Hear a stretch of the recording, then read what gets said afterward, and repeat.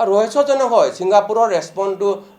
মই এনেকাও ভাবিছোঁ যে আমাৰ মাননীয় মুখ্যমন্ত্ৰী ডক্টৰ হিমন্ত বিশ্ব শৰ্মা ডাঙৰীয়াই আৰম্ভণিৰ পৰা কৈছে যে CID তাত যাব নোৱাৰে এনেকৈ মই মুখ্যমন্ত্ৰী হৈ পেলাই ইণ্ডিয়াৰ বাহিৰত যদি যাবলগীয়া যদি হয় তেতিয়া মোৰ চিকিউৰিটি ইয়াতে থৈ যাব লাগিব তাত লৈ যাব নোৱাৰে সেনেধৰণৰ মানে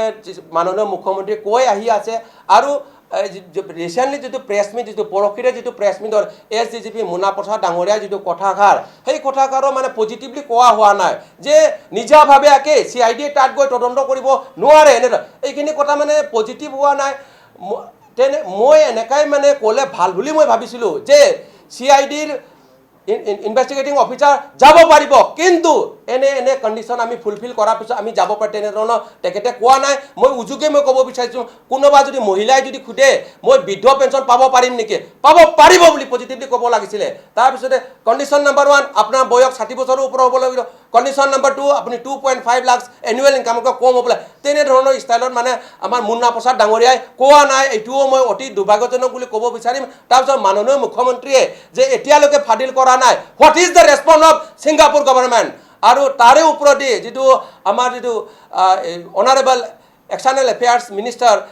মিনিষ্টাৰ অফ ষ্টেট পবিত্ৰ মাৰ্ঘেৰিটা ডাঙৰীয়াও যে ছিংগাপুৰ গভৰ্ণমেণ্টৰ কি ৰেছপন্স হয় এতিয়ালৈকে মানে কোৱা নাই যোৱাকালিও কৈ আছিলে যে ন্যায়পালিকাৰ অতি মানে বিশ্বাস আছে বুলি অতি দুৰ্ভাগ্যজনক বুলি মই ক'ব বিচাৰিম আৰু মই কিছুমান কথা প্ৰেডিক্ট কৰিলে কিন্তু সঁচা ওলাই মই আজিও ক'ব বিচাৰিম যে পবিত্ৰ মাৰ্ঘেৰিটা ডাঙৰীয়াই যদি নিজৰ যদি এক্সটাৰ্নেল এফেয়াৰ্ছ মন্ত্ৰীৰ ভূমিকা যদি নলয় ভৱিষ্যতত কিন্তু জুবিনৰ মিউজিয়ামৰ সোমাবই নোৱাৰিব মই এইটো কৈ দিছোঁ এইখিনি কাম তেখেতক মই আজি অনুৰোধ জনাইছোঁ কৰিবলৈ কাৰণে কিয়নো